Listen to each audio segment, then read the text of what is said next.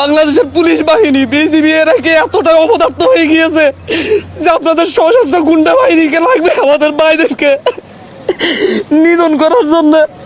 আমি আজকে সকালে পত্রিকা পড়তেছিলাম, পত্রিকায় দেখলাম যে বিভিন্ন মন্ত্রীরা, ক্ষমতাসীন দলের বিভিন্ন নেতারা হুমকি দিচ্ছেন এরপরও যদি আন্দোলন না থামে ওনারা দমন করবেন। ওনারা ছাত্র আন্দোলন দমন করার চিন্তা করেন, ওনারা ভুলে যাচ্ছেন 1952 সালে দমন করতে গিয়ে পাকিস্তানি হানাদাররা ব্যর্থ হয়েছে, 69-এ ব্যর্থ হয়েছে, 64-তে ব্যর্থ হয়েছে, 66-তে ব্যর্থ হয়েছে। ওনারা কিভাবে সফল হবেন? ওনাদেরকে এখনো বলবো আমাদের প্রতিটা ক্যাম্পাসে নিরাপত্তা নিশ্চিত করুন, আমাদের ভাইদেরকে ছেড়ে দিন। আমি নিজে আতঙ্কিত, আমি এখানে এসেছি আমার জীবনের মায়া নিয়ে, আশপাশে ডিজে পাই, ডিবির লোকজন ঘুরে বেড়া করতেছে।